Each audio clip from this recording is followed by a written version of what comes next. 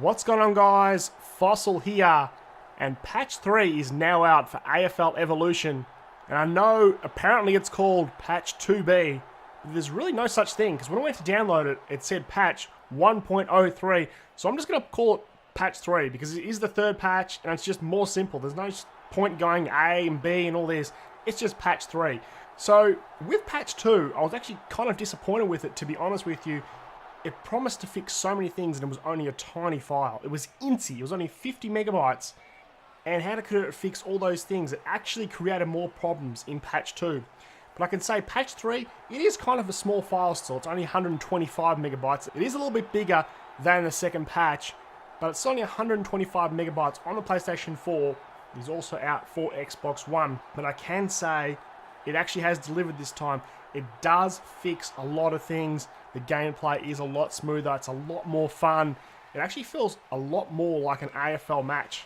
It's a lot less random, and the AI is a lot more forgiving. So I'm going to go through some of the patch notes with you guys. There is a lot of patch notes. So I'm just going to go through the important ones and the ones that you'll notice the most and the ones that you guys are probably more interested in. So starting off here at the top of the list, we've got updated player and team ratings, which brings it up to date for the 2017 season. We've got some updated team kits, which replaces 5 former BLK branded teams. For example, now Richmond has their Puma sponsor. They've also added in sliders. So they've added sliders to 30 aspects of the game. For example, you can now choose how far the ball is kicked, the percentage of contested marks that are taken, how often free kicks are paid. You can also adjust the game speed to super fast, super slow. So I don't know if this is a real important thing that they've added. I mean, it's good to have sliders in games, but I don't really change sliders that often. I mean, they had it in Don Bradman cricket, and I did it just for fun, like fiddle around and made it kind of funny. And I'll probably do the same with AFL. On one of my streams, I'll probably go in, make us kick like 100 meters each kick and see, just fiddle around with it and have a bit of fun with it. But after that, I probably won't use it very often. Could they have spent their time maybe adding to more cutscenes, more features to the career mode? They've also added more distinctive tokens to the minimap. Now, me personally, I don't even use the minimap. I don't really look at it. It doesn't really help you, to be honest. Some people might use it, and apparently it's more distinctive now. It's easier to use now. So, yeah, that might help some people. So we all want to know about the gameplay improvements, and I'm just going to jump straight into that. There is improved player ability to smother the ball, especially on the mark. Now you'll see in this gameplay here that I've got, this is actually from the patch, and I do get smothered off the mark about 5 times because I'm not used to it. You've got to go further back off the mark. You can't just mark it and take your kick straight away, which you previously could do, and now I'm used to doing that. You actually can't do that. You've got to come back behind the mark, take your kick. You've got to give yourself space between you and the man on the mark so you don't get smothered, which is good. It makes it more realistic. And they've also made it easier for human players to successfully get a handball off as a tackle is made. And now there was that massive issue when patch 2 came out. It actually caused this issue that wasn't there at the start of the game, throwing the ball. It was probably the most frustrating thing about the game, and I can tell you that has been fixed. There still is throwing the ball to some extent, but it's not the same as it was where you try to tackle someone, the ball will just fly out 30 meters to the side, and they call throwing the ball, which didn't make any sense. It's still there to some extent. Still haven't seen any holding the ball. Throwing the ball is still there, but it's not as frustrating as it used to be. Now, they've also made it harder for the AI to successfully handball when being tackled. So, when the AI previously was getting tackled, they'd always get a hand pass out, and it was so frustrating. You'd run down the guy from behind, you'd get the hand pass out, you'd put on another tackle, you'd lay all this pressure, and they'd still manage to get a goal, even though you'd laid 3 consecutive tackles because they somehow just managed to get the hand pass out straight to their teammate. And that has been fixed as well. Just overall, the game feels a lot smoother and a lot more fun to play. It feels more like an AFL game, to be honest with you. Now, we've got the ability for players to gather high bouncing loose balls. So they've also just fixed some other smaller issues. Kick aim logic. Apparently some players are going to the center square before the ball is bounced. I haven't personally ran into that issue. They've added the new ball hold animation for players taking set shots. So now the ball drop, the player isn't running in with the ball at his chest or his stomach area. It's now down towards his quad, down lower on his leg, where it actually should have been to start with.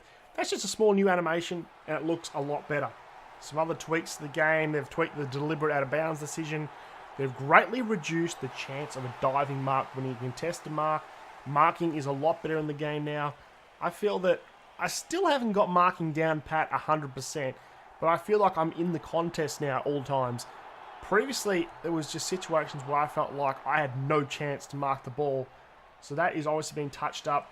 Now we have some AI issues they've also fixed within the gameplay. They've reduced the likelihood of the centre-half back leaving his direct opponent to attempt to tackle another player. Now, when I played AFL Evolution, and it's probably the same for you guys as well, the centre-half forward always dominates. He always kicks a lot of goals on you.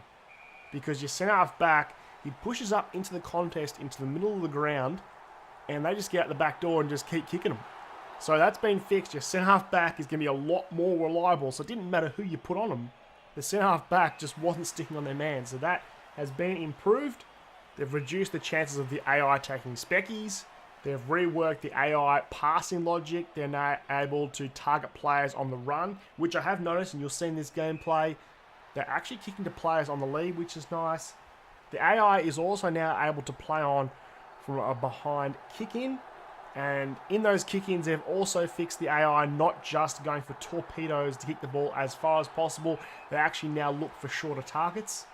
So moving on to cameras, they've fixed the camera, the zoom, the height, the rotation speed. And I've got this end-to-end camera that I use when I'm playing. It actually does make it a little bit harder to play the game than just the side-on angle. But the reason why I use the end-to-end camera is because I think that it looks good for YouTube and it shows where I'm passing the ball, you know, when I'm running down the corridor, running down the ground. So that's why I use that camera. I think it looks good. And it actually is a lot easier now to use that camera.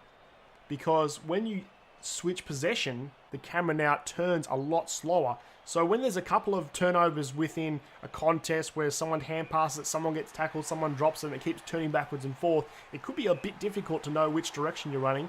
But now it's a bit slower. So you've actually got a lot more time to know exactly where you're going with the ball. So that actually is something I noticed straight away in this game with the Saints and the Bulldogs.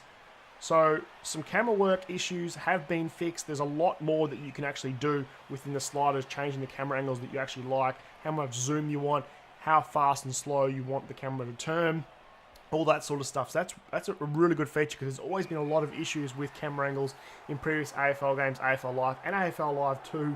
I couldn't get that camera angle that I just really did like. There was always an issue with some of them. So with the career, they've also done a few tweaks as well.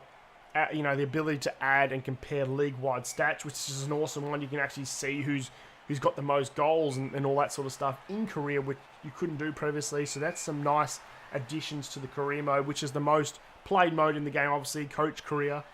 They've also fixed some audio issues. They've reduced the overall sound of the game. When you turn that game on, the music in the background blows your eardrums out, it's so loud. They've fixed audio cutting out. They've also improved crowd sounds. And then for commentary, they've fixed a few little issues with the commentators. I listened to the commentary. It's still no good. I'm still going to probably play without the commentary on. But for the people that do listen to it, they're no longer going to refer to marks as catches. Thank God. I mean, come on. Who the hell wrote those lines in this game? It's like a comedy routine, to be honest.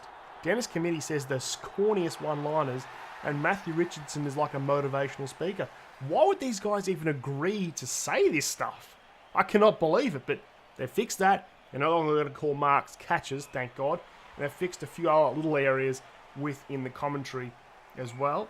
That pretty much sums up all the main things that you're going to get in patch 3 when you go to download it and jump back onto AFL Evolution. I actually recommend jumping back on and giving it another go. If you've still got the game, if it's collecting dust in your back room, pull it out, dust it off, throw the disc in and give it a go.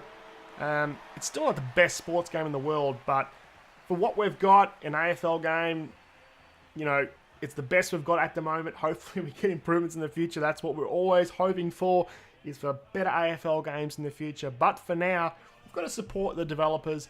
That's the only way we're going to improve these games. If people buy the game, support them. That's pretty much the only way we're going to improve AFL games for the future. If they get more funds, and better people working on the job, better technology. That's the only way we're going to improve the game. So I do recommend jumping back on and giving it a go, and I promise that it is a lot more smoother and a lot better of an experience. And I'm excited to now bring this patch over to my Gold Coast Suns career, and I think it's going to make that series a lot more fun for me to play and to upload for you guys. So thanks for watching, guys. That is the patch 3 notes, and I'll catch you on my next video. Monroe to Antetokounmpo, to the force, lift off again, to infinity and beyond.